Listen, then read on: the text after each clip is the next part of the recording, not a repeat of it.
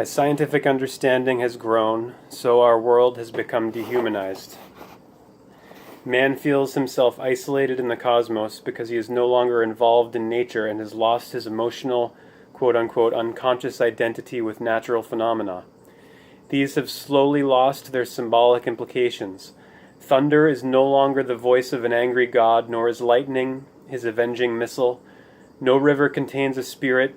No tree is the life principle of a man. No snake the embodiment of wisdom. No mountain cave the home of a great demon.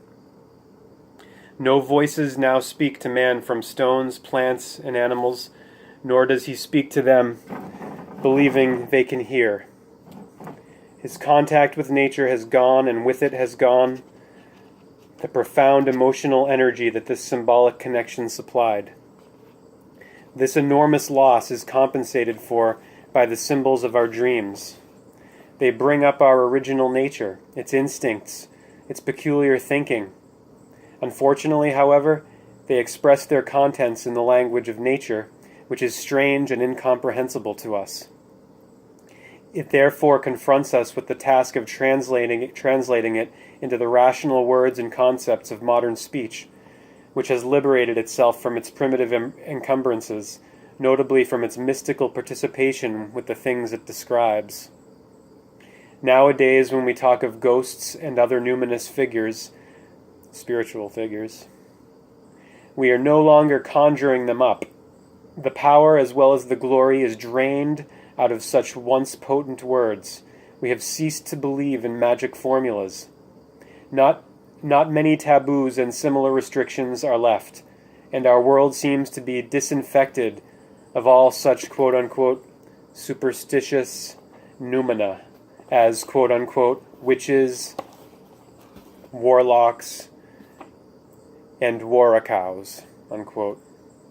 To say nothing of werewolves, vampires, bush souls, and all the other bizarre things that populated the primitive forest. To be more accurate, the surface of our world seems to be cleansed of all superstitious and irrational elements. Whether, however, the real inner human world, not our wish-fulfilling fiction about it, is also freed from primitivity is another question. Is the number of 13 not still taboo for many people? Are there not still many individuals possessed by irrational prejudices, projections, and childish illusions? A realistic picture of the human mind reveals many such primitive traits and survivals, which are still playing their role just as if nothing had happened during the last 500 years.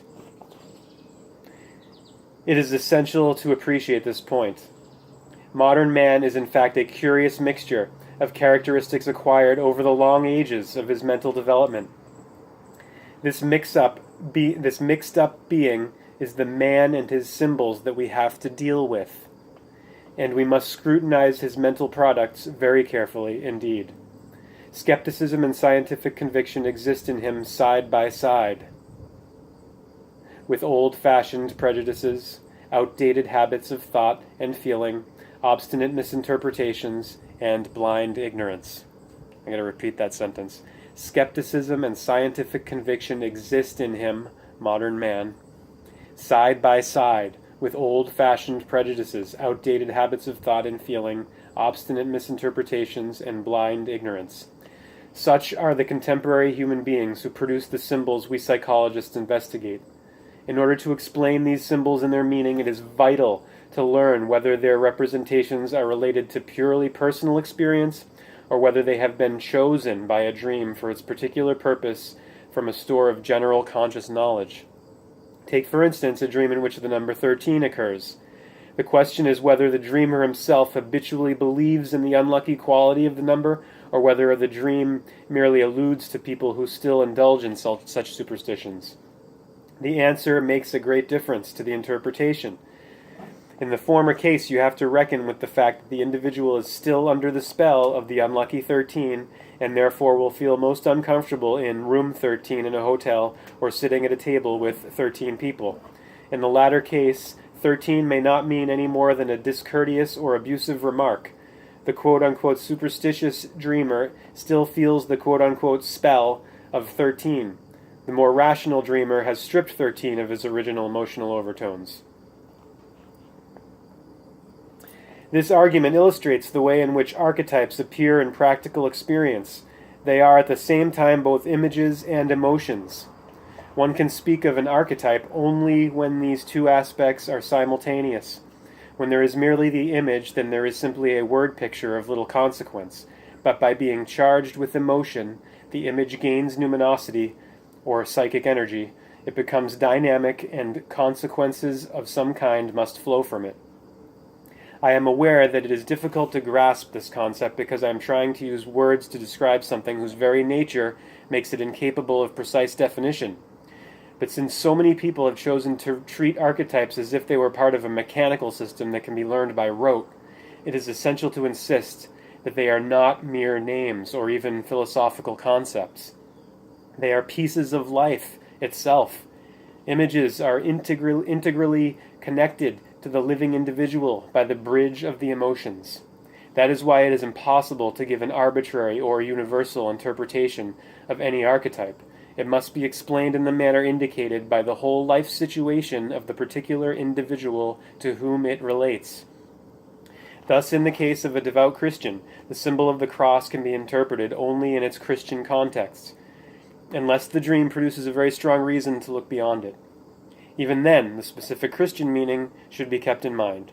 But one cannot say that at all times and in all circumstances the symbol of the cross has the same meaning. The symbol of the sign of earth in astrology is the cross in the circle.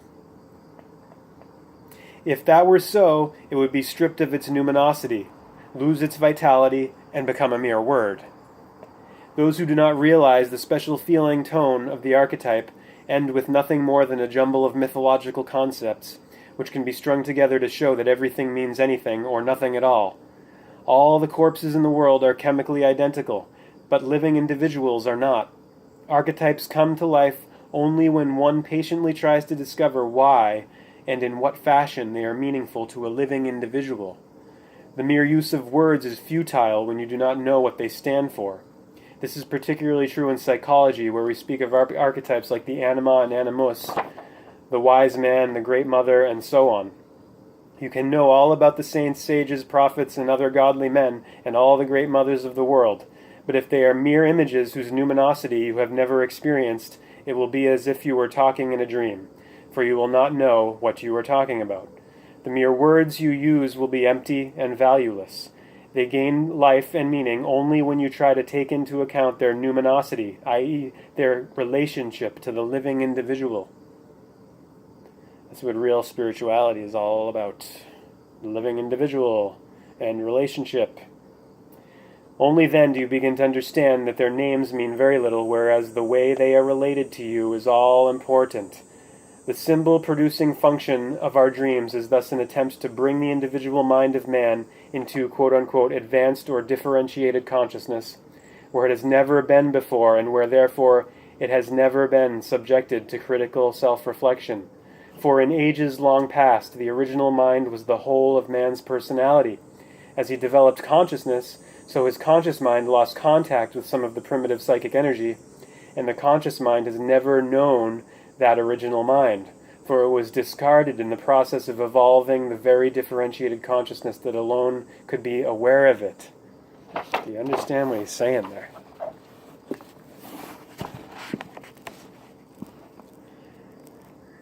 The ancient Chinese connected the moon with the goddess Kuan Yin, pictured above. Other societies have personified the moon as a divinity. And though modern science shows that the moon is really only a cratered ball of dirt,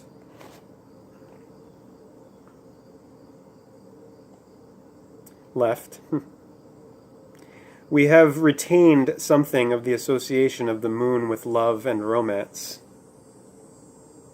It's page 97. Man and his symbols.